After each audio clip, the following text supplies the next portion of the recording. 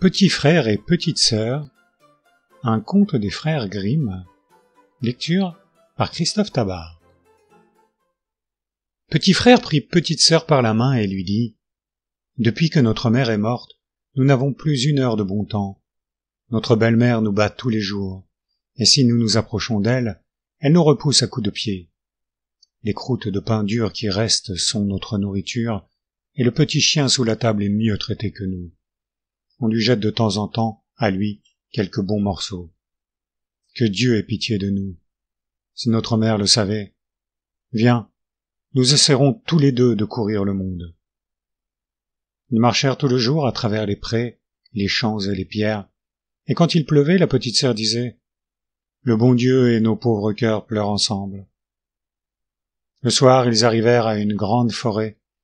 Ils étaient si épuisés par le chagrin, la faim et une longue route, qu'ils s'abritèrent dans le creux d'un arbre et s'endormirent. Le lendemain, quand ils se réveillèrent, le soleil était déjà très haut dans le ciel et échauffait de ses rayons le dedans de l'arbre. Le petit frère dit alors : « Petite sœur, j'ai soif. Si je connaissais une source, j'irais m'y désaltérer. Il m'a semblé que j'en avais entendu murmurer une. » Le petit frère se leva, prit sa petite sœur par la main, et ils se mirent à chercher la source. Mais la méchante belle-mère était sorcière. Elle avait bien vu les deux enfants se mettre en chemin. Elle s'était glissée sur leurs traces, en cachette, comme font les sorcières, et avait jeté un sort sur toutes les sources de la forêt. Comme il venait de trouver une source qui coulait limpide sur les cailloux, le petit frère voulut y boire, mais la petite sœur entendit la source qui disait en murmurant : « Celui qui boit de mon eau est changé en tigre. Celui qui boit de mon eau est changé en tigre. » La sœur lui dit : « Je t'en prie, petit frère, ne bois pas, autrement tu deviendrais tigre et tu me mettrais en pièces. » Le petit frère ne but pas, quoiqu'il eût grand soif, et dit : « J'attendrai jusqu'à la prochaine source. » Quand ils arrivèrent à la seconde fontaine, la petite sœur entendit que celle-ci disait : « Celui qui boit de mon eau est changé en loup. Celui qui boit de mon eau est changé en loup. » La petite sœur lui dit : « Petit frère, je t'en prie, ne bois pas, autrement tu serais changé en loup et tu me mangerais. » Le petit frère ne but pas et dit : « J'attendrai jusqu'à ce que nous arrivions à la source prochaine. Mais alors je boirai, quoi que tu puisses me dire, je suis trop dévoré par la soif. » Quand ils arrivèrent à la troisième fontaine, la petite sœur entendit qu'elle murmurait ces mots : « Celui qui boit de mon eau est changé en chevreuil. » La petite sœur lui dit : « Ah, petit frère, je t'en prie, ne bois pas, autrement tu seras changé en chevreuil, et tu t'enfuiras loin de moi. » Mais le petit frère s'était déjà agenouillé près de la fontaine, penché vers le bassin et abreuvé de son eau. À peine les premières gouttes avaient touché ses lèvres qu'il était transformé en chevreuil. La petite sœur se mit à pleurer sur son pauvre petit frère ensorcelé, et le chevreuil pleurait aussi et restait tout triste auprès d'elle. Enfin la jeune fille lui dit : « Sois tranquille, mon cher petit chevreuil, je ne t'abandonnerai jamais. » Alors elle détacha sa jarretière dorée et la passa autour du cou du chevreuil. Puis elle arracha des joncs et en tressa une cordelette. Elle y attacha l'animal, l'emmena et s'enfonça avec lui dans la forêt. Après avoir marché longtemps, ils arrivèrent enfin à une petite maison, et la jeune fille, ayant regardé au-dedans et reconnu qu'elle était vide, dit : « Nous pourrions nous arrêter ici et demeurer. » Alors elle chercha pour le petit chevreuil de l'ombre et de la mousse, afin qu'il pût reposer mollement, et chaque matin elle sortait, recueillait des racines, des fruits sauvages et des noix. Elle rapportait aussi de l'herbe fraîche que le chevreuil mangeait dans sa main, et il était content et bondissait joyeusement devant elle. Le soir, quand la petite sœur était fatiguée et avait récité sa prière, elle posait sa tête sur le dos du petit chevreuil qui lui servait de coussin, et s'y endormait doucement. Si seulement le petit frère avait eu sa forme humaine, ça aurait été là une vie très heureuse. Ils passèrent ainsi quelque temps tout seuls dans ce lieu désert, mais un jour, il arriva que le roi du pays fit une grande chasse dans la forêt. Tout retentit des sons du cor, des aboiements des chiens et des cris joyeux des chasseurs. Le chevreuil entendit tout ce bruit, et il aurait bien voulu se trouver là. « Ah, dit-il à sa sœur, Laisse-moi me rapprocher de la chasse, je n'y puis résister. » Et il la pria si longtemps qu'elle céda. « Mais, lui dit-elle, ne manque pas de revenir le soir. Je fermerai ma porte à ces bruyants chasseurs. Pour que je puisse te reconnaître, frappe en disant « C'est moi, chère sœur, ouvre mon petit cœur. » Si tu ne dis pas cela, je n'ouvrirai point ma petite porte. » Le chevreuil s'élança hors du logis, tout content et joyeux de se sentir en plein air. Le roi et ses chasseurs virent le bel animal et se mirent à sa poursuite, mais sans pouvoir l'atteindre. Quand il se croyait tout près de le tenir, il sauta par-dessus un buisson et disparut. Quand il ne fit plus clair, il courut à la maison et frappa en disant « C'est moi, chère sœur, ouvre mon petit cœur. » La petite porte s'ouvrit, il s'élança dans la maison et reposa toute la nuit sur sa couche moelleuse. Le lendemain matin, la chasse recommença, et quand le chevreuil entendit de nouveau le son du cor et le taillot des chasseurs, il n'eut plus de repos et dit « Petite sœur, ouvre-moi, il faut que je sorte. » La petite sœur lui ouvrit la porte en disant « Ce soir au moins, ne manque pas de revenir et de dire le mot convenu. » Quand le roi et ses chasseurs revirent le chevreuil avec son collier doré, ils le chassèrent tous, mais il était trop leste et trop agile pour se laisser atteindre. Enfin pourtant les chasseurs l'avaient cerné vers le soir, et l'un d'eux le blessa légèrement au pied, si bien qu'il boitait et qu'il s'échappa assez lentement. Un chasseur se glissa sur sa trace jusqu'à la petite maison. Il l'entendit comme il disait « C'est moi, chère sœur, ouvre-moi mon petit cœur », et vit qu'on lui ouvrait la porte et qu'on la refermait aussitôt. Le chasseur retint fidèlement tout cela, se rendit près du roi et lui conta ce qu'il avait vu et entendu. Le roi dit « Demain, nous chasserons encore. » La petite sœur avait été très effrayée quand elle avait vu le chevreuil revenir blessé.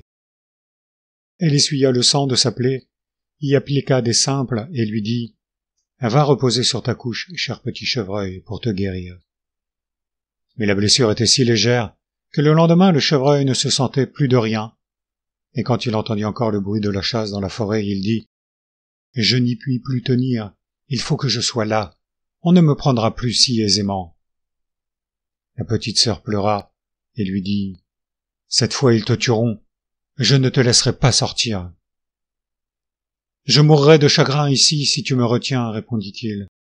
Quand j'entends le cor de chasse, il me semble que les pieds me brûlent. » La petite sœur ne put résister. Le cœur gros, elle lui ouvrit la porte, et le chevreuil s'élança, dispos et joyeux dans la forêt. Quand le roi l'aperçut, il dit à ses chasseurs « Poursuivez-le tout le jour jusqu'à la nuit, mais que personne ne lui fasse de mal. » Quand le soleil fut couché, le roi dit aux chasseurs « Viens avec moi et montre-moi la maison dont tu m'as parlé. » Quand il fut arrivé à la porte, il frappa et dit « C'est moi, chère sœur, ouvre-moi mon petit cœur. » La porte s'ouvrit, le roi entra, et devant lui il trouva une jeune fille, la plus belle qu'il eût jamais rencontrée. La jeune fille eut peur, quand elle vit qu'au lieu du petit chevreuil c'était un roi qui entrait avec une couronne d'or sur la tête. Mais le roi la regarda avec douceur, lui présenta la main et lui dit « Veux-tu venir avec moi dans mon palais et être ma femme bien-aimée ?»« Ah oui, répondit la jeune fille, mais il faut que le chevreuil vienne avec moi, je ne peux pas l'abandonner. » Le roi dit « Il restera près de toi tant que tu vivras, et il ne manquera de rien. » En ce moment, le chevreuil entra en bondissant. La petite sœur l'attacha à sa corde de jonc, prit la corde dans sa main, et sortit avec lui de la maison. Le roi emmena la belle jeune fille dans son palais, où la noce fut célébrée avec une grande magnificence. Et alors, ce fut Sa Majesté la Reine. Et ils vécurent longtemps heureux ensemble. Le chevreuil était soigné et choyé, et prenait ses ébats dans le jardin du palais. Cependant la méchante belle-mère, qui avait été cause que les deux enfants avaient quitté la maison paternelle, s'imaginait qu'infailliblement la petite sœur avait été dévorée par les bêtes sauvages de la forêt, et que le petit frère, changé en chevreuil, avait été tué par les chasseurs. Quand elle apprit qu'ils étaient si heureux et en si grande prospérité, l'envie et la haine se réveillèrent dans son cœur pour l'agiter et l'inquiéter, et elle n'eut plus d'autre souci que de trouver moyen de les replonger tous deux dans le malheur. Sa véritable fille, qui était laide comme les ténèbres et n'avait qu'un œil, lui faisait des reproches et lui disait « Devenir reine, ce bonheur-là m'appartient, à moi. » « Sois tranquille, lui dit la vieille, cherchant à l'apaiser.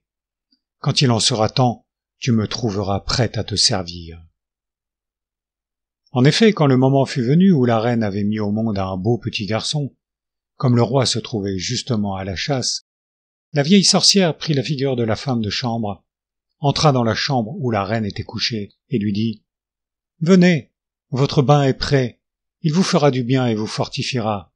Vite, avant qu'il se refroidisse. » Sa fille l'accompagnait.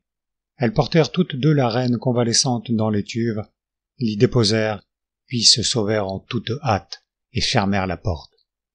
Elles avaient eu soin d'allumer dans l'étuve un véritable feu d'enfer, afin que la belle jeune reine fût promptement étouffée. Quand cela fut fait, la vieille prit sa fille, lui mit un bonnet sur la tête et la coucha dans le lit de la reine à sa place. Elle lui donna aussi la forme et les traits de la reine. Seulement, elle ne put lui rendre l'œil qu'elle avait perdu. Mais, pour que le roi ne le remarquât point, elle devait rester couchée sur le côté où elle était borgne. Le soir, quand le roi revint de la chasse et apprit qu'il lui était né un fils, il se réjouit de tout son cœur et voulut aller près du lit de sa chère femme pour voir comment elle se trouvait. Mais la vieille lui dit bien vite « Pour Dieu, n'ouvrez pas les rideaux, la reine ne peut pas encore voir la lumière, elle a besoin de repos. » Le roi s'en retourna, ne se doutant point qu'une fausse reine était couchée dans son lit. Mais quand minuit fut venu, comme tout le monde dormait, la nourrice, qui était dans la chambre de l'enfant, près de son berceau, et qui veillait toute seule, vit la porte s'ouvrir et la véritable mère entrer. Elle prit l'enfant dans le berceau, le posa sur son bras et lui donna à boire. Puis elle remua son coussin, replaça l'enfant et étendit sur lui la couverture. Elle n'oublia pas non plus le petit chevreuil. Elle s'approcha du coin où il reposait et lui caressa le dos avec la main. Puis elle sortit sans dire un mot. Et le lendemain, quand la nourrice demanda aux gardes si quelqu'un était entré dans le palais pendant la nuit, ils répondirent « Non, nous n'avons vu personne. » Elle vint de même plusieurs nuits sans jamais prononcer une parole. La nourrice la voyait toujours, mais n'osait pas en parler. Au bout de quelque temps, la mère commença à parler dans la nuit, et elle dit « Que fait mon enfant? Que fait mon chevreuil? Je reviendrai encore 2 fois, et ne reviendrai plus. » La nourrice ne lui répondit pas, mais quand elle fut disparue, elle courut vers le roi et lui raconta tout. Le roi dit « Bon Dieu, qu'est-ce que cela? Je veux veiller la nuit prochaine, près de l'enfant. » En effet, il se rendit le soir dans la chambre de l'enfant, et vers minuit la mère apparut et dit « Que fait mon enfant? Que fait mon chevreuil? Je reviendrai encore 1 fois et ne reviendrai plus. » Puis elle s'occupa de l'enfant, comme elle faisait d'ordinaire, et disparut.